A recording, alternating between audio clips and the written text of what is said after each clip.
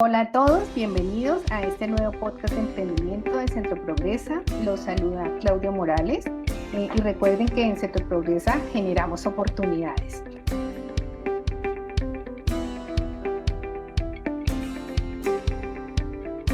El día de hoy, en este episodio, vamos a entrarnos en el mundo de la empresarialidad y hablaremos sobre un tema bastante importante que son las habilidades sociales, el cual conoceremos la importancia de poder adquirir esas habilidades en este ámbito empresarial y lo importante que es transcurrir cuando entramos a ese mundo de ser empresarios, cómo podemos tener o adquirir estas habilidades que nos permiten desarrollar y conectarnos más con todas las personas en este ámbito social.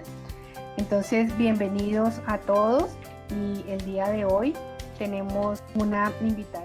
Valentina es psicóloga en formación de la Universidad Konrad Lorenz, fundadora de esta linda asociación de Vuelta a la Vida, en el que pues mucha oportunidad para los jóvenes. Es activista en el movimiento social, Estamos para Servir a Mosquera, le apasiona todo el tema social y dedica su tiempo también a la escritura. Tiene ya 4 publicaciones sobre diferentes escritos y está terminando su libro de poesía. Ha participado en varias conferencias referentes a los ODS. También crea política pública de juventud en Mosquera y es representante de la juventud 2 años ante la dirección de la alcaldía municipal. Ha tenido el privilegio de ser becada por varios programas de Sakura de jóvenes iberoamericanos y pues sin duda ella, el mensaje que nos envía es que todo nuestro accionar hace cambiar la realidad de nosotros mismos y que no existen imposibles sino mentes que no están dispuestas a hacer los cambios. Entonces, Valentina, bienvenida. Es una alegría para nosotros poder tenerte aquí y poder compartir todos esos tips que de pronto nos puedes dejar con toda esa experiencia que tienes. Entonces, te doy la palabra para que te presentes, nos cuentes un poquito de ti. Luego ya nuestros participantes están a la expectativa de poder preguntarte cosas, las cuales sabemos que vas a dejarnos un gran aporte significativo.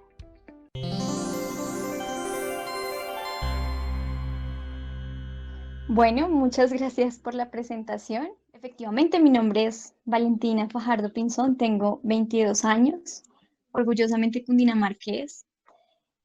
En todo el proceso que hemos llevado, siento yo que lo más importante ha sido el camino, ¿no? El ir conociendo paso a paso lo que hemos vivido para de esta misma forma aprender. Yo siento que todos los días aprendemos algo diferente y en ese proceso vamos reconociéndonos como seres humanos, como individuos que intentamos generar cambios dentro de lo mucho o lo poco que realizamos. Entonces, todo el proceso social que hemos venido haciendo aproximadamente desde mis 14, 15 años, me ha gustado mucho involucrarme para trabajar procesos con la comunidad. Desde muy pequeñita estuve como muy involucrada en todo el tema de activismo social. En el colegio fue lo mismo, fui gerente de servicio social, creamos una mesa para personería, ya luego como que los procesos fueron escalando, creamos la asociación y así se han ido pues abriendo oportunidades para seguir aprendiendo y lo más importante, vinculando a otros para que se empoderen sobre ellos mismos y hagan un cambio. Yo siento que lo más importante dentro de ello, aparte del proceso que vivimos individual, es trabajar en equipo. Porque mientras uno va como que construyendo su camino, va encontrándose con muchas más personas que también están haciendo lo suyo, pero cuando pues uno se une y empieza a generar como este colectivo, esta participación, las cosas se vuelven un poco menos complejas y las soluciones se vuelven mucho más efectivas. Entonces, pues a raíz de todo este camino, bueno, hemos podido salir del país. El año pasado tuve la oportunidad de ir a Japón por una beca que me dieron en la universidad para lo mismo, para conocer el tema social, para indagar un poco más sobre esta cultura, para saber cuáles son las diferencias que existen entre los unos y los otros, para tejer conocimiento, que es lo que siempre nos ha motivado para generar proceso. También hemos podido ir a México, fuimos uno de los proyectos mejores para Iberoamérica en el año 2018, en temas de procesos sociales y de los objetivos de desarrollo sostenible. Y bueno, pues actualmente ya estoy terminando mi carrera profesional en psicología y estamos ya pensando en generar otro proceso con la especialización, que la quiero hacer en gerencia social. Efectivamente es uno de los temas que más me apasionan y actualmente estoy trabajando en la alcaldía municipal en la dirección de participación comunitaria de Mosquera, Cundinamarca. Entonces eso como a grandes rasgos ya que sí me presentaste anteriormente, entonces pues eso es como un poquito sobre lo que es Valentina. Ok, Valentina, muchísimas gracias. Valentina, nosotros siempre en cada uno de estos episodios de nuestros podcasts iniciamos con una frase inspiradora que hoy Karen Juliet Torres debe dejarnos ahí marcada para que reflexionemos y para que nos apropiemos de ella en este tema tan hermoso que es las habilidades sociales y cómo podemos de una u otra manera aprender a relacionarnos y aprender en algún momento en ponernos en los zapatos de los demás. Entonces, Karen Juliet, te escuchamos con esa frase que hoy quieres dejarnos a nosotros. El requisito para la empatía es simplemente prestar atención a las emociones de los demás. Daniel Goleman. Con esta frase entramos ya como en ese ámbito social que permite ese tema tan importante como es la empatía, lo bello que es poder dejar esas emociones y poder entender en ciertos momentos cómo debemos actuar frente a cada una de estas situaciones que se nos presentan. Valentina, ¿por qué ese impulso de crear esta asociación juvenil de Vuelta a la Vida? ¿Qué hacen ustedes ahí? ¿Cuál es la invitación? Porque tengo entendido que son temas sociales en los que ustedes trabajan y que han dejado mucha huella. Bueno, ¿por qué impulso? Yo siento que por el impulso de querer tejer una sociedad un poco más inclusiva, donde podamos unir las generaciones, que es como el eslogan de la organización, porque creemos que niños más jóvenes crean proyectos sociales sostenibles. Muchas veces el discurso está enfocado como que el joven es el que tiene la responsabilidad de generar el cambio actual, ¿sí? En él recae ello, pero siempre quedamos como la generación del cambio es la siguiente, la generación del cambio es la siguiente, porque no tenemos una unificación de procesos y porque aislamos los niños de los procesos participativos con los jóvenes.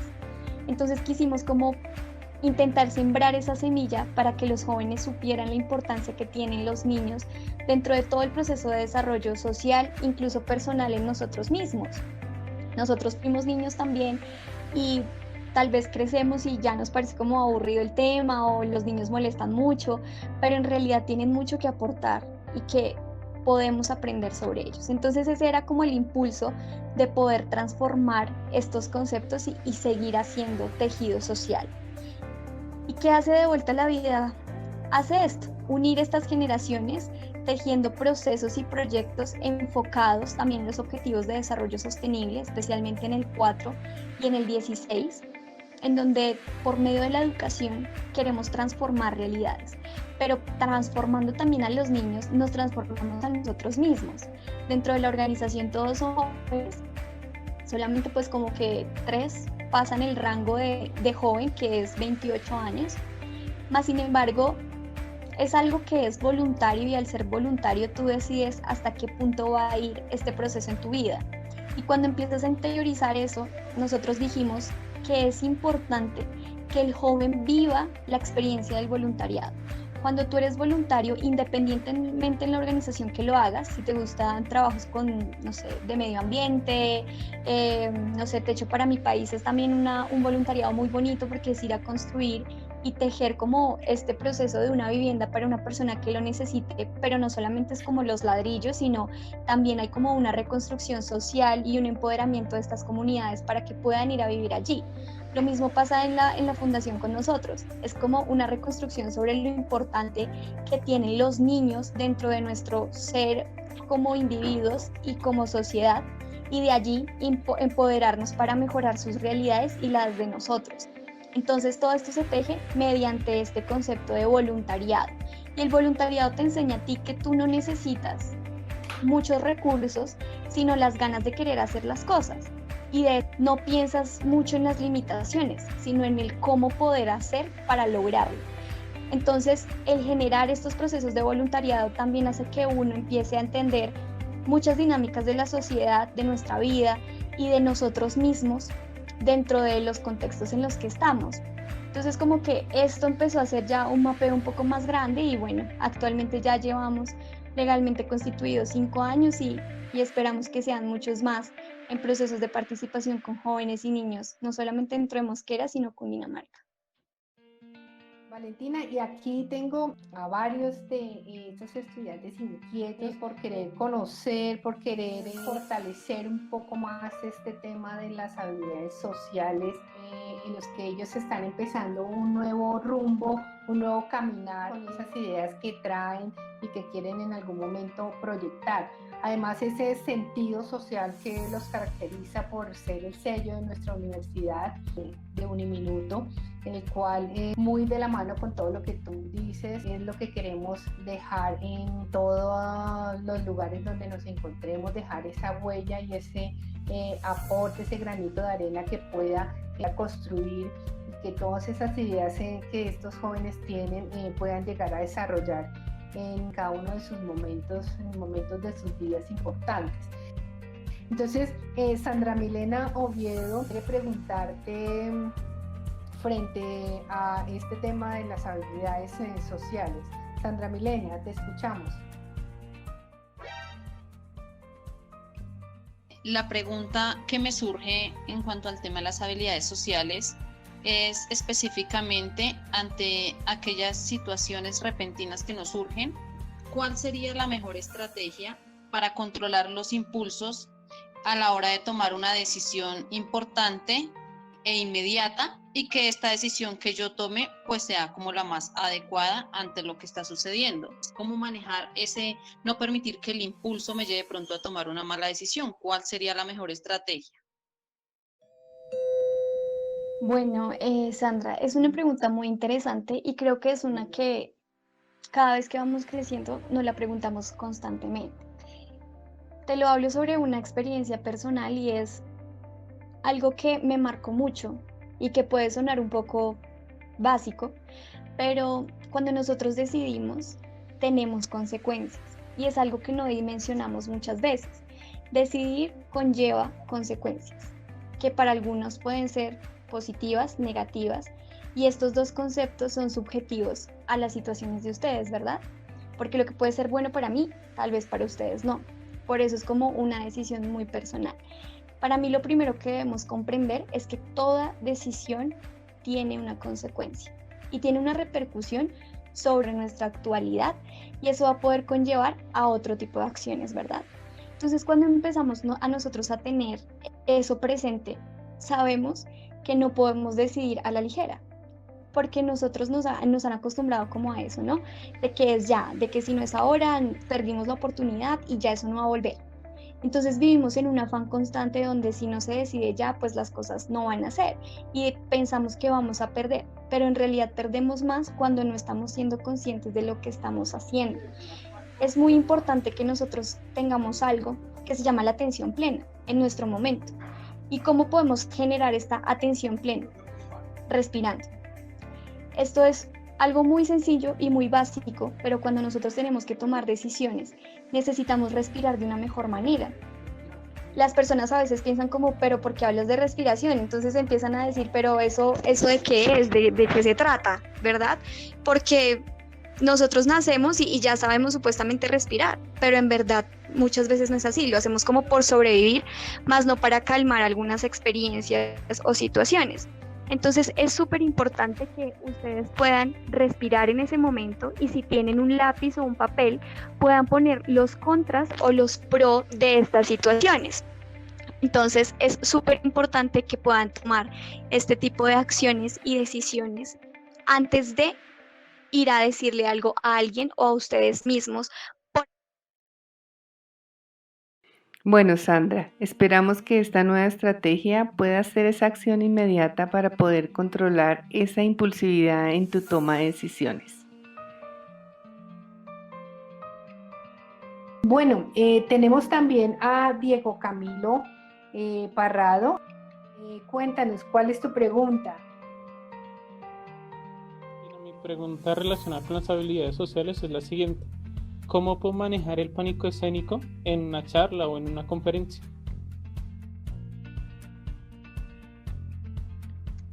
Bueno, digo, esa pregunta eh, creo que tiene múltiples respuestas, ¿sí? Y dentro de lo que yo he podido vivir, en las primeras veces que a mí me tocó pararme en un auditorio a hablarle a las personas, siempre son experiencias novedosas que no sabemos qué vaya a pasar. Tal vez esa incertidumbre que nosotros sentimos de no saber qué va a suceder, algunas veces nos juega algunas situaciones un poco vergonzosas o de pronto se nos olvidan algunas palabras que tengamos que hablar y es algo muy normal. Lo primero es naturalizar la situación. La respiración, obviamente, la normalización de la situación. Ustedes tienen que entender que es algo que nos sucede, a todos nos sucede, solamente que hay que irlo trabajando. Mateo Cubillos, cuéntanos, ¿tú quieres hacerle alguna pregunta a Valentina? Sí, señora, pues ¿qué habilidades blandas debemos mostrar a la hora de presentarse en una entrevista de trabajo? Bueno, esa pregunta, si ustedes tienen un tiempito para chequearse un video que es buenísimo, a mí me encanta mucho, es la entrevista, o sea, entrevistas laborales de la empresa Heineken. Y ahí nos enseña una cosa de que cuando uno se va a presentar a una entrevista, a uno le dicen como, no, tienen que tener este checklist, usted tiene que estar súper arreglado y no sé qué, una cosa, la otra, y claro, es algo que es muy necesario, pero uno no sabe qué pueda pasar en una entrevista. Aquí en esta empresa, en Heineken, hacen que las entrevistas de trabajo sean totalmente diferentes a algo cotidiano. Entonces, te ponen en realidad a prueba tus habilidades, tu comunicación asertiva, tu forma de reaccionar ante conflictos, porque cuando uno muchas veces va a una entrevista, siempre habla de lo positivo y nos olvidamos de algo que es muy importante y ahí va la primera habilidad, que debemos ser sinceros con lo que hacemos. Algunas veces intentamos decir, me encanta trabajar con presión laboral, porque actualmente es lo que pasa. Entonces uno como que se vende de una manera para que lo contraten, pero en realidad hay cosas que no lo son. Entonces si ustedes no son sinceros al momento de ir a hacer una entrevista y esta empresa tiene muy buenas herramientas o métodos para contratar, pues no los van a contratar. También el tema de la comunicación. Ustedes tienen que tener una comunicación muy asertiva, pero uno, ¿cómo hace una comunicación asertiva? Siendo sinceros con nosotros mismos y con lo que está pasando. Entonces, estas habilidades ustedes las van empezando a desarrollar cuando empiezan también a tener su discurso, la forma en la que se comunican sobre lo que son ustedes mismos. Y es algo que incluso yo aún me lo pregunto. Es a mí que me apasiona, qué es lo que me gusta hacer. O sea, ¿qué es en realidad esas cosas pequeñas y minuciosas que los identifican o los caracterizan? Desde allí ustedes empiezan a tejer toda esta forma de expresarse y cada vez se les va haciendo un poco menos complejo exteriorizar lo que piensan. Yo me puedo aquí equivocar con ustedes y de pronto sí, pasar alguna vergüenza y está bien, pero no me sentiré mal y diré, pero ¿por qué estoy haciendo esto? Y uno se empieza como que a juzgar y a juzgar y a juzgar. No, porque somos seres humanos, ¿saben? Y nos podemos equivocar, podemos fallar, podemos cometer errores y un error no los identifica a ustedes. Sencillamente es una oportunidad para aprender y es algo que me gustaría mucho que ustedes lo interiorizaran. Perder, no dejémosle de tener una connotación negativa, sino entendamos que perder es una oportunidad de aprender, de poder ver las cosas de otra manera. Y allí es donde también empieza a verse otra de las habilidades que se necesita para una entrevista de trabajo, que es tu pregunta pues principal, y es también cómo nosotros, por medio de lo que comprendemos y lo que analizamos, entendemos la capacidad del pensamiento crítico, ¿sí? Porque esto es importante, porque cuando nosotros argumentamos, defendemos, explicamos, ya tenemos muchas cosas más ganadas. Y cuando hablamos de pensamiento crítico, no es a que tú tengas la razón de, sino a que puedas poner tu punto de vista y tu posición, ¿sí? Porque eso es algo que también los debe identificar a ustedes. Por eso lo que yo les decía al comienzo, que les apasiona, que les gusta, porque cada vez que ustedes vayan a defender eso dentro de sus trabajos, dentro de sus universidades, van a tener en realidad una pasión al momento de hablarlo y de expresarlo. Entonces yo creería que en esas tres podemos resumir un poco esto que se necesitaría para una entrevista. No es como un checklist, vuelvo y les digo, esto no es como estos son los puntos y van a tener éxito, no, así no es. y me van a entender muchísimo cuando vean ese video en YouTube. Es buenísimo, dura 7 minutos y se van a dar cuenta de que no sabemos qué vaya a pasar y como en el punto anterior, la incertidumbre puede que nos juegue una doble, pero entendiéndonos a nosotros vamos a poder desarrollar mucho mejor los procesos en cualquier contexto. ¡Wow! Muy bien, Valentina. Aquí, frente a eso mismo que hablabas, María Fernanda también tiene articulada una pregunta frente a esa parte de la ansiedad. María Fernanda, te escuchamos. Bueno, mi pregunta es, ¿cómo controlar la ansiedad frente a la presión laboral? Bueno, digamos como que se relaciona un poco a lo que hablábamos ahorita cuando uno habla de una exposición, ¿sí? Lo que pasa es que cuando nosotros tenemos una carga laboral, cuando necesitamos responder sobre X o Y cosas que tengamos dentro de nuestro trabajo, no respetamos nuestros espacios, ¿sí? Y lo que pasa es que nos empezamos a sobrecargar. Cuando nos empezamos a sobrecargar, empezamos a tomar decisiones que no son asertivas y que no son las mejores. Y por eso empezamos a pensar, porque una cosa que caracteriza la ansiedad es como ese pensamiento hacia el futuro, ¿no? Como a lo que va a suceder, entonces hay que hacer, y te quedaste ahí sentado y pasaron 20, 30 minutos y no hiciste nada. Entonces, ahí empieza a coger un poco de fuerza lo que a veces se habla, ¿no? Como que las pausas activas y el respetar sus espacios. Entonces, cuando uno tiene una carga laboral muy, muy grande, digamos, a mí me pasa mucho, porque yo en este momento estoy en mi tesis, en mis prácticas, estoy con el trabajo, con la fundación, y todo necesita tiempo y todo tiene uno que responder, ¿verdad? Entonces es muy importante que ustedes generen esas pausas activas para poder disminuir un poco esto que se puede llegar a llamar ansiedad, ¿verdad? Entonces uno se puede programar y dice como, bueno, voy a trabajar concentrado tanto tiempo. Y ahí viene el tema del orden de nuestro tiempo. Entonces trabajo tanto tiempo y lo voy a hacer y lo cumplo, ¿verdad?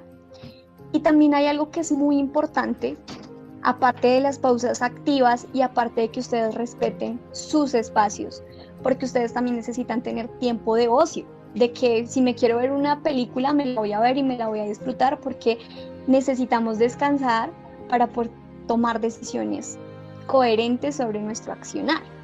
Entonces aquí viene también una cosa que es muy importante, y es que cuando nosotros tenemos todas estas cargas como laborales y pues nos empieza a tratar todo este tema de la ansiedad, descuidamos muchísimo el concepto de nosotros mismos. Entonces, ¿qué es lo que empieza a suceder? Que somos muy autocríticos. Entonces algo pequeño pasa y se armó el súper problema, ¿verdad?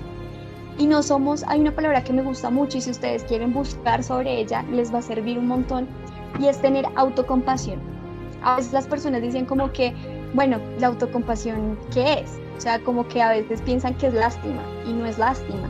La autocompasión es entender que somos seres humanos, que pasan situaciones en la vida en la que no siempre va a todo salir color de rosa. Entonces, cuando nosotros empezamos a entender eso, de que nos equivocamos, de que no somos perfectos, de que a veces hay que decirle a la gente, no se puede así, ellos se molesten, ¿verdad? Empezamos a disminuir esto dentro de nuestra carga laboral, porque somos personas que sentimos, que también pensamos, que nos frustramos, que lloramos. Entonces, yo consideraría que esas 3 cosas que les menciono son súper importantes para poder llegar a disminuir un poco esto que hablamos sobre la ansiedad dentro de la carga laboral. ¡Wow! Alejandra, te escuchamos. Mi pregunta es cómo intentar comprender el enfado de las otras personas. Bueno, ¿cómo comprender el enfado de las otras personas? Al comienzo hablaron de Goleman, sobre la empatía, ¿sí? Yo les pongo aquí otro concepto que también es, pues no es lo mismo, pero sí tienen cosas similares, y es la compasión. Que les hablo mucho de esto también porque es sobre lo que estoy haciendo mi tesis y me parece que es muy buena. O sea, se han demostrado estudios de que la autocompasión y la compasión resultan ser mucho más efectivas en procesos de intervención y de mejora a personas que tienen depresión, ansiedad generalizada, y bueno, otras enfermedades.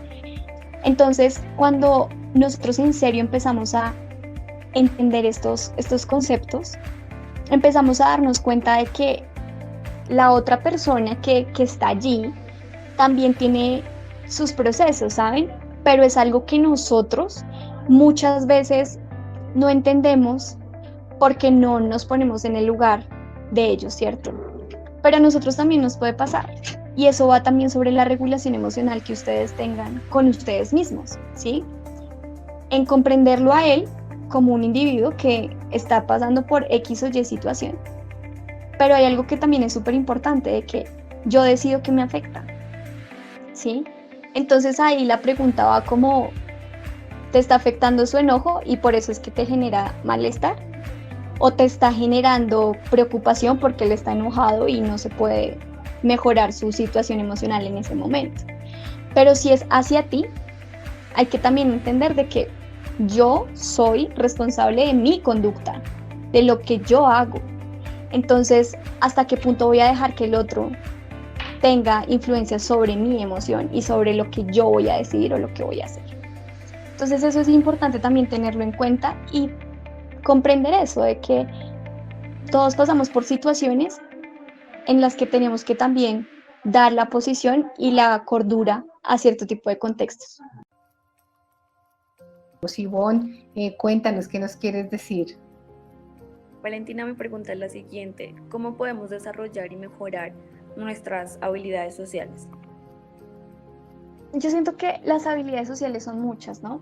Y es algo que se habla no tan hace mucho tiempo, ¿sí? Es algo que, entre comillas, es reciente, aunque existe hace un montón, pero pues hasta hace poco ha tenido como un auge poco fuerte.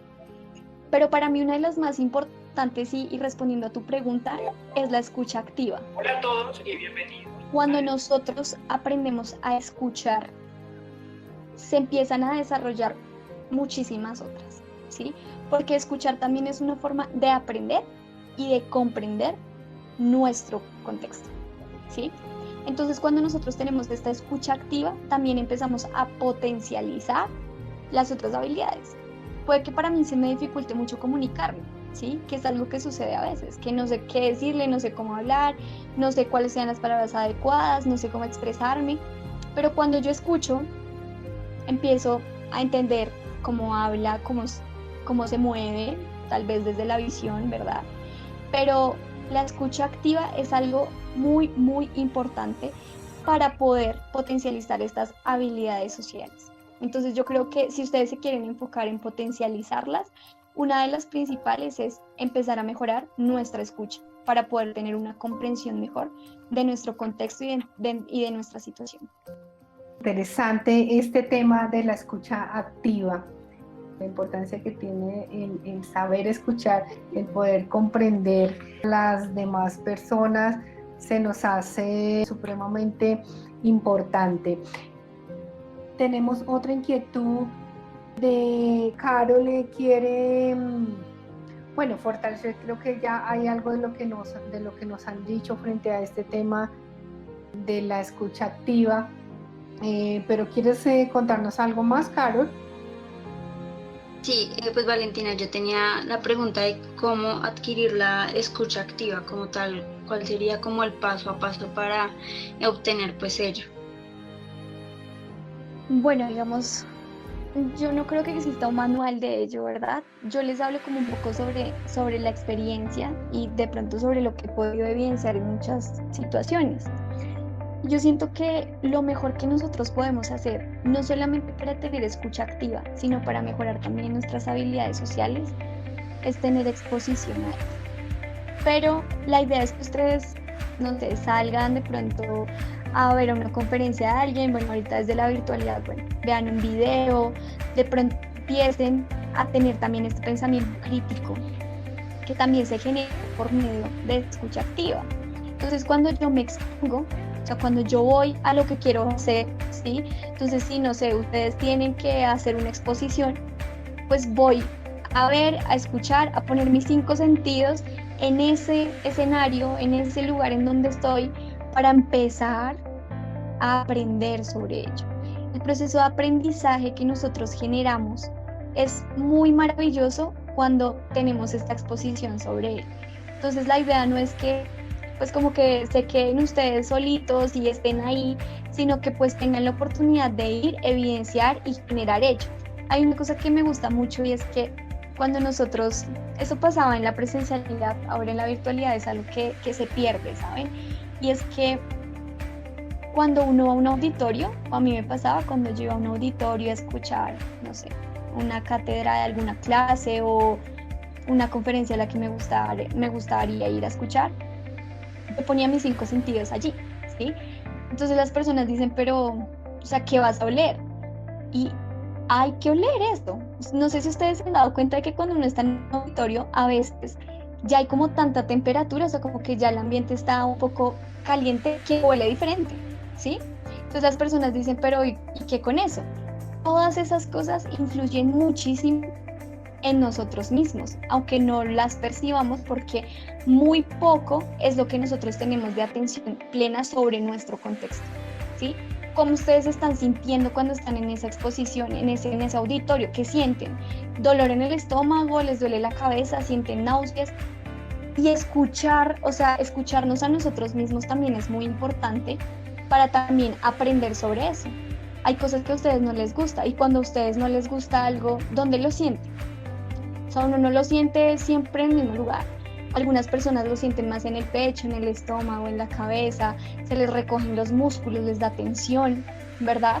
Entonces también es como que ustedes empiecen a conocer un poco más de sus cuerpos al momento de empezar a tener esta exposición, cuando vayan a observar todas estas situaciones.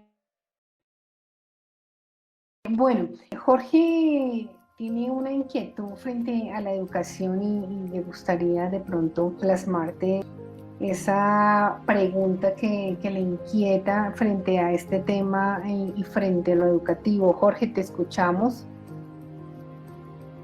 Se sabe que Colombia es un país con diversas problemáticas sociales que impactan negativamente en el desarrollo integral de los niños, jóvenes y adolescentes. Partiendo de esta afirmación, Valentina, te pregunto, desde la educación, en el proceso formativo, ¿qué estrategias se deben utilizar para fortalecer el desarrollo integral de los niños, jóvenes y adolescentes? Bueno, lo que tú dices es muy cierto. La educación, bueno, no solamente está en un aula, ¿no? Yo me educo en la calle, o sea, yo me educo caminando, ¿sí? Está mucho, o sea, nosotros aprendemos en todo momento. Pero si nos vamos a remitir a un contexto un poco más académico, colegio, por decirlo de esta manera, hay una cosa que el sistema educativo no sé si es que no lo ha comprendido o tal vez tenemos muchos problemas al momento de generar estrategias que impacten positivamente el aprendizaje, ¿verdad? Y es que muchas veces nos alejamos del arte, ¿saben? Y el arte es algo que nos permite explorar nuestra realidad, ¿sí? Hay un taller, ustedes también lo pueden buscar, es algo que me parece muy chévere, y es la cartografía humana.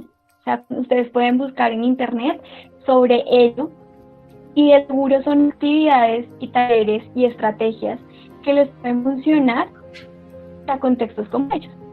Entonces, en la cartografía humana ustedes ven formas en las cuales pueden generar un tipo de educación para los niños o niñas, ¿verdad? O adolescentes, pero también ustedes pueden explorar diferentes herramientas que les da este arte, ¿no? Y el arte no es solamente como pensar en pinturas y este tema, sino también en explorar como estas habilidades de los niños. Nos quedamos en el discurso de que vamos a la clase de español, de matemáticas y de sociales, pero en realidad no hemos comprendido que ellos están explorando lo que quieren hacer, lo que quieren ver, sus gustos. Y es como que algo que nosotros, nuestra generación, debe empezar y ya ha empezado a potencializar. Entonces, si ustedes van a crear una forma de educar independientemente del contexto, porque el arte es transversal a todo, yo puedo enseñar arte, o sea, puedo enseñar cualquier cátedra, cualquier cosa por medio del arte, incluso las matemáticas. En este momento se me va el nombre de un profesor que enseña matemáticas por medio de los árboles. Es un profesor británico, pero ahorita no recuerdo el nombre de él, y es como nosotros también tenemos esta curiosidad de aprender las cosas para enseñárselas a ellos, ¿no? Y es algo que también debemos empezar a generar con nuestro comportamiento y nuestra conducta, de que aunque nosotros tengamos una forma de enseñar, necesitamos analizar y entender lo que está pasando en nuestro entorno. Entonces yo también debo poner esta postura, generar esta posición, tener este pensamiento crítico y esta comunicación asertiva con los niños, depende de su proceso de desarrollo, ¿no? Porque no es lo mismo que yo vaya a hacer una actividad con niños de prejardín a con unos niños de primaria. De seguro, tanto sus conocimientos como el proceso en el que están va a ser muy distinto para generar actividades hacia ellos. Entonces es muy importante eso, y pueden también buscar mucha teoría sobre el juego y la lúdica. El juego y la lúdica es algo que también ha hecho que se transformen las formas educativas de llevar procesos. Incluso eso ha sido una de las herramientas que se ha usado en Finlandia. Entonces también pueden empezar a indagar un poco sobre ello para empezar a empoderar lo que ustedes quieran enseñar dentro de sus comunidades. ¡Wow! Michael tiene una inquietud frente a ese pensamiento positivo que debemos tener en momentos de dificultad. Michael, ya para despedirnos en el día de hoy. Valentina, mi pregunta es la siguiente: ¿cómo pensar positivamente en un momento de crisis? Siempre hay una connotación negativa a la tristeza o al mal genio, ¿sí? Que lo conocemos como la furia, el mal genio. Y son emociones, o sea, por algo existen, ¿sí? Por algo las necesitamos en nuestro ser, ¿sí? Entonces, la crisis es una oportunidad para conocernos de otra manera. Y muchas veces lo que pasa es que nos cerramos a eso y queremos como, sí, no pasa nada, está bien, todo en orden.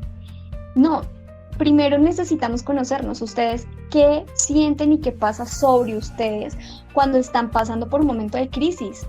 Cuando ya ustedes han entendido eso, saben cómo regular la emoción. ¿Y qué ha sucedido? Y es algo que siempre se ha peleado, y es que nosotros nunca en la educación nos han enseñado sobre nuestras emociones. Si nosotros supiéramos de nuestras emociones, tomamos mejores decisiones, aprendemos mejor, entendemos nuestros contextos de una manera más dinámica y sabemos cómo ayudar a otros, entender al otro desde muchas posturas. Entonces, primero es súper importante que ustedes sepan qué sienten cuando se genera esa crisis. Les da sudoración, les da taquicardia, qué pensamientos. Cuando ya ustedes saben todo esto, de seguro van a poder cambiar sus pensamientos de una forma más rápida y más práctica para poder tomar una decisión y tener una cordura sobre lo que van a generar.